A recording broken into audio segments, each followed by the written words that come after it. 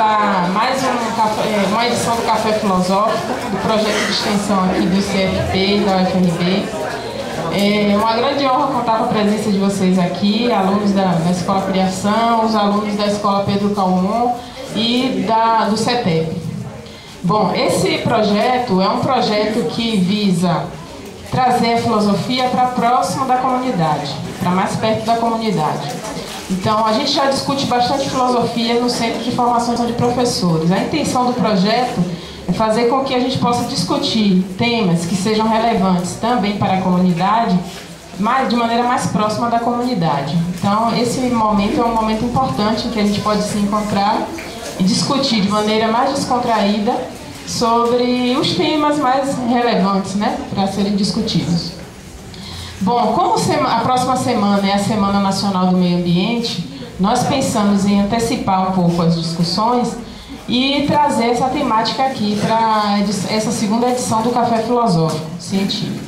Hoje, eu sou a professora Giovana Monteiro, para quem não me conhece, e hoje nós vamos ter a presença do professor Emanuel Luiz Roque Soares, que é um professor doutor em filosofia, é professor aqui da UFRB, do Centro de Formação de Professores, e ele vai falar um pouco para vocês sobre ética e meio ambiente. E teremos também a participação da nossa aluna Maria Cândida Neres Batista. Cândida é bolsista do PIBID. Os alunos aqui do Pedro Calmon e do CETEP conhecem o programa, são contemplados com esse programa. Também temos aqui a presença da professora Rosinha, de lá do CETEP, quero agradecer a presença dela aqui, que trouxe seus alunos, e do professor Miguel, que também é nosso parceiro no PIBID, que é professor da Escola Criação, e do Pedro Calmon. Agradeço bastante a presença de vocês. Então, Maria Cândida, ela é bolsista do PIBID, do Programa de Iniciação à Docência, aqui da UFRB, e como ela tem uma leitura de Peter Singer, que é um filósofo contemporâneo que trata sobre essa temática, sobre a ética de um modo geral, mas também sobre as questões relacionadas ao meio ambiente, Cândida será a debatedora do professor Emanuel. Ela vai, no final, fazer algumas questões, discutir com o professor.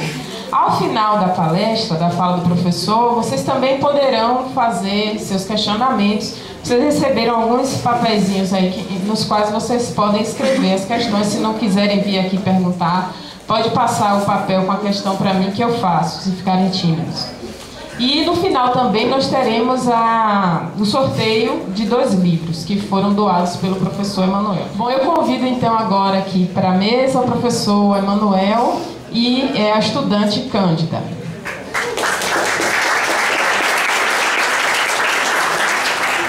Antes de mais nada, eu queria saudar meus ancestrais que vieram antes de mim e saudando a Oxalá, hoje é sexta-feira, eu saúdo a todos. Epa babá, é a saudação em Urubá, Oxalá, salve o rei. Bom, eu quero agradecer, professora Giovana, pelo convite, né? Me sinto muito honrado pelo convite que ela me fez e quero agradecer a presença de vocês. Uma coisa também que muito me nutre é público. Adoro falar para pessoa de gente, né? Quando, às vezes o palestrante, o professor, fica triste com sala vazia, né? É do ofício. Deve ser construída, isso é uma situação hipotética, uma represa que vai produzir energia elétrica, mas vai levar à extinção animais e árvores seculares que levaram milhares de anos para ser cultivada, e alguns animais vão sumir disso. Isso deve acontecer? Vamos tentar responder isso no fim. Aí Singer vai dizer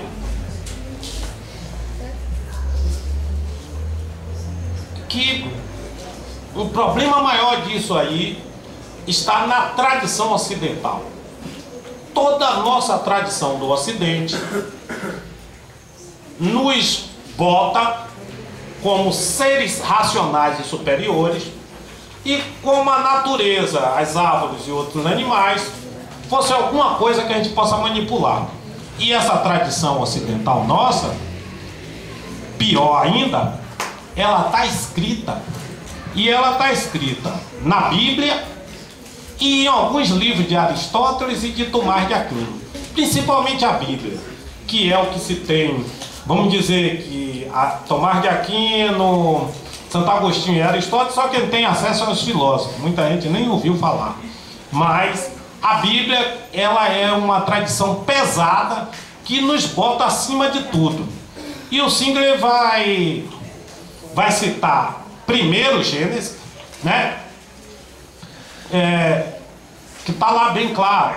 Deus disse: produz a terra seres vivos de acordo com suas espécies, rebanho doméstico, animais selvagens e demais seres vivos da terra, cada um de acordo com sua espécie. E assim foi. Deus fez os animais selvagens de acordo com suas espécies, os rebanhos domésticos de acordo com suas espécies, os demais seres vivos da terra de acordo com suas espécies. Deus viu e ficou tudo bem. Então disse Deus, porque a Gênesis, eu estou no versículo 26 da Gênesis, Deus vai realizando as coisas. Façamos o homem à nossa imagem. Olha que distinção. Ele já fez o ser humano, a nós a imagem dele. Nós não parecemos logo com os animais nem com os outros seres vivos. Logo a distância, nós parecemos com Deus, né? Conforme nossa semelhança, e domine ele, é isso que Deus diz no Gênesis, sobre os peixes do mar, sobre as aves do céu, sobre os grandes animais de toda a terra. Deus criou o homem, sua imagem, a imagem de Deus criou o homem e a mulher, e os criou. Deus abençoou e disse: sejam férteis, multipliquem-se, enche, subjuguem. Está na Bíblia, é Gênesis. Subjuguem a terra, domine sobre os peixes do mar, sobre as aves do céu, todos os animais que nela a terra existe. Eis que lhes dou todas as plantas que nascem em toda a terra, que produzam semente, que toda árvore que dão fruto e semente, lhes servirão de alimento para vocês. Quer dizer, a condição humana, que é regida pelo catolicismo, pela Bíblia, é de domínio, de superior a toda a natureza. Esse é o primeiro problema que vai acontecer com a gente. Mais tarde, né, você vê que já em Marcos, na própria Bíblia, Deus abençoou Noé e seu filho, dizendo: sejam férteis, multipliquem a terra, e todos os animais temerão de medo diante de vocês. Quer dizer, a gente ainda é o bicho pior, que Deus nos criou assim, porque todos vão ter medo da gente, e devem ter mesmo. O homem é um animal perigosíssimo, né? Não é o leão, nem a cobra, nem o tubarão branco, é o homem. E isso, decreto de Deus, nós somos superior. É decreto de Deus também, e está em Santo Agostinho, colocar pavor em tudo. O homem é aquele que aterroriza tudo. Santo Agostinho vai colocar que não matar animais e não destruir planta seria uma mera superstição. Nós podemos fazer isso. Santo Agostinho vai nos empossar disso. Isso está em Marcos 11.12, onde Jesus amaldiçoa a figueira, e a figueira murcha e seca, amaldiçoada por Deus, é um poder. E no sacrifício da manada dos porcos, Marcos 5, 2, 3. Quem quiser ler a Bíblia, faça um bom proveito. Tudo isso configura a tradição ocidental.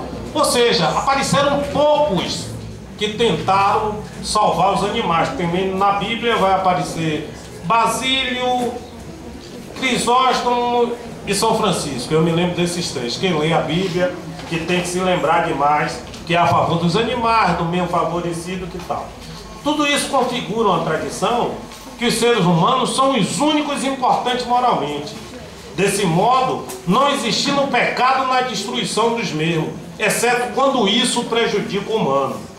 Foi essa tradição que afirma que toda a floresta deve ser desmatada para a plantação de lavouras e de alimento para o homem, que o mato não tem valor, e que os cultivos agrícolas são mais valiosos. Inclusive é trabalho, arar a terra. É uma tradição que vai se pautar no trabalho do homem.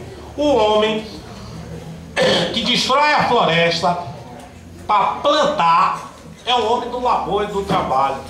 É o homem que Agostinho vai dizer que não é uma mente vazia. É esse homem que é o honrado. Então, tradicionalmente, nós fomos criados para destruir a natureza e pejorar sobre ela, né? E ainda, você vai encontrar uma concepção em Aristóteles, na qual o homem, o racional, aquele que detém a razão, deve reinar sobre tudo, inclusive sobre alguns homens que são menos racional do que ele. Aristóteles se falta nisso até para o homem escravizar o outro. O homem escraviza a natureza para seu bem e escraviza outros homens. Aristóteles vai dizer que tem homens que não são dotados da razão. Até essa distinção vai aparecer. Isso vai encontrar ainda com um outro objetivo nosso, do homem ocidental também. Como nós somos capitalistas, tudo que pauta a gente, não se enganem, está em torno da economia. E a economia tem uma regra simples que vocês sabem. Para a gente, economicamente, vale mais o curto prazo. Por quê? 1 milhão hoje não é o mesmo 1 milhão daqui a 10 anos. Todo mundo sabe dessa regra, né? Então, derrubar a barragem, criar uma hidrelétrica, fazer empregos hoje, é bem melhor do que contemplar essa barragem daqui a milhões de anos, que talvez economicamente essa barragem, essa floresta e esses animais valham muito mais do que a energia elétrica vai trazer. Nós somos do curto prazo. Nós fazemos coisas, inclusive, o PAC, o progresso, vamos derrubar a barragem, vamos fazer as obras, vamos fazer energia nuclear, não sei. Ninguém nem está se preocupando com o fim da humanidade. A questão imediata é a energia agora, o emprego e o trabalho, né? E acontece que esse paradigma mudou. Quando isso determinou para o homem, esse homem superior, o que é que acontecia antes? Eram várias florestas e ilhas, né, de espaços cultivados, de criação de gado, você veja que era uma situação. Hoje a gente está vivendo um negócio totalmente ao contrário. Nós estamos vivendo com grande agronegócio e ilhas de floresta. Nós temos uma situação muita, e o homem já percebeu que a contemplação da natureza, que uma floresta vale tanto quanto uma obra de arte no museu. É necessário ser contemplada, é necessário ser vista, é necessário se preservar. Mas em nossa cabeça tá esses choques, né? Os ambientalistas hoje começam a pensar em herança planetária, em herança ancestral, uma vez que as florestas nunca mais vão voltar a ser o que eram. E se destruída, não teremos nunca mais, nossos descendentes nunca vai ver, não vai poder usufruir da beleza estética, né? Não vai poder usufruir do ar puro da natureza, vai perder isso para sempre. E os ambientalistas, o Singer coloca para a gente duas coisas que estão no coração da ética. Uma, que é o valor intrínseco de uma coisa, e outro que é o valor instrumental da coisa. Um valor intrínseco é aquilo que a coisa tem em si, né? Esse é o nosso principal ponto para a ética. Ou seja, se eu lhe dizer felicidade, tem um valor intrínseco. Todo mundo quer ser feliz e o valor da felicidade está nela. Não está em mim, nem em você, nem porque eu vou utilizar. E se eu lhe disser dinheiro, dinheiro tem um valor instrumental, né? Dinheiro, eu tenho que utilizar para ele o que posso comprar. Os valores instrumentais agem de acordo com necessidades e não com nossa vida. Por exemplo, se eu estiver numa ilha deserta, eu preciso ser feliz? É intrínseco isso, né? Agora eu preciso de dinheiro numa ilha deserta? Não, porque dinheiro é instrumental. Você está entendendo? Então, dito isso, sobre valor intrínseco, valor instrumental, sobre nossa história, sobre nossa necessidade, eu termino voltando a pergunta para vocês. Vale a pena desmatar para fazer uma represa? Muito obrigado.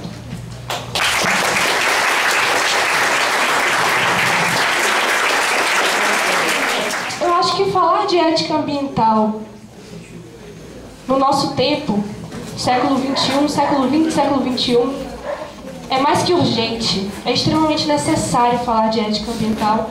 O próprio Peter Singer fala isso, que falar sobre isso no nosso tempo é extremamente urgente, extremamente importante.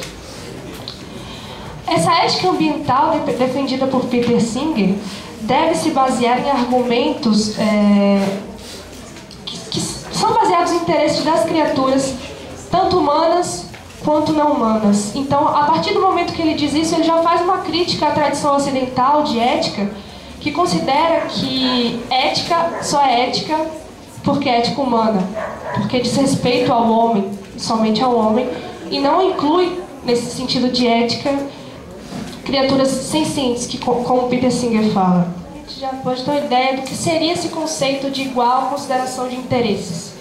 É como se fosse uma grande balança que pesa imparcialmente os interesses e acaba por seguir aquele que vai beneficiar o maior número de pessoas. Então, a ética para Peter Singer é essa. Tem um texto que está nesse livro daqui, que ele sugere o vegetarianismo como o fim da fome no mundo. Porque a quantidade de cereal, e ele vai provar por A mais B, que a gente gasta para alimentar um boi, a quantidade de milho que foi gasto para eu comer uma picanha amanhã na brasa, daria para alimentar diversas famílias por muito tempo. E ainda tem um outro problema. Um boi, não sei se vocês sabem, polui muito mais do que 10 carros. O boi é responsável por boa parte do nosso furo da camada de ozônio. Eu agradeço muito, mais uma vez, a presença de todos vocês aqui. Agradeço ao professor Emanuel por ter participado de mais uma edição do Café Filosófico. Não é a primeira vez que ele participa com a gente. Agradeço a Cândida, que foi uma excelente debatedora. E gostaria de convidá-los agora para prestigiar a roda de capoeira que vai acontecer aqui.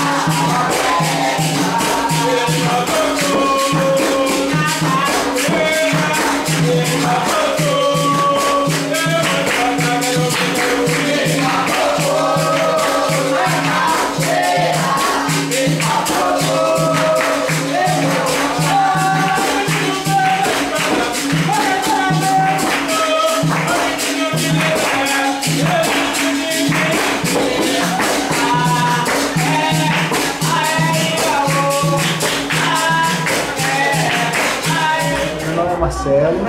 Eu tô aqui de passagem na cidade de Amargosa e fiquei sabendo desse café filosófico. O tema achei interessante e por causa desse tema que é interessante eu vim conferir. Eu gostei bastante. Esse autor que foi apresentado, que é o Peter Singer, não conhecia, gostei, achei interessante. Achei legal a discussão sobre ética e moral, essa distinção de ética e moral. Ele falou coisas que eu não conhecia sobre ética, eu achei muito interessante conhecer melhor sobre o que é ética. Acho que ficou mais claro para mim o que é ética e a diferença de moral. A única coisa que eu achei que eu esperava mais é a discussão ambiental. A parte de ética eu achei que ficou muito boa, muito aprofundada, mas a parte dessa ética em relação ao meio ambiente, eu, na minha opinião, achei que poderia ser mais aprofundada. Talvez por falta de tempo não foi, né? Mas eu esperava que a discussão ambiental seria mais profunda. Então, visto que a humanidade vive uma crise de identidade, de ética e de moral, nada mais justo ter um evento como esse poder discutir essas questões. Parabenizar a professora Giovana e sua equipe por esse evento, e no próximo a gente quer estar aqui de novo, ter mais eventos. Inclusive na parte cultural, quero sugerir à professora Giovana que a gente possa trazer um samba lá da minha terra de Salvador para a gente encher aqui o plenário. Valeu, acho que foi importante o evento, principalmente para a juventude aqui presente. Um abraço. Eu sou Francisco, do primeiro ano do ensino médio da Escola Criação, e eu estava presente hoje lá no Café Filosófico, na Casa do Duca. Eu achei bem legal, porque é um tema bastante importante sobre ética e tal, filosofia. É bastante importante, como até o próprio professor disse que hoje em dia a maioria da população só se importa consigo mesmo, né? A gente vive um mundo bastante capitalista, bastante individual, que as pessoas pensam em si mesmas. E é bom porque a gente vive em comunidade, tem que começar a pensar nos outros também, não só em si mesmo.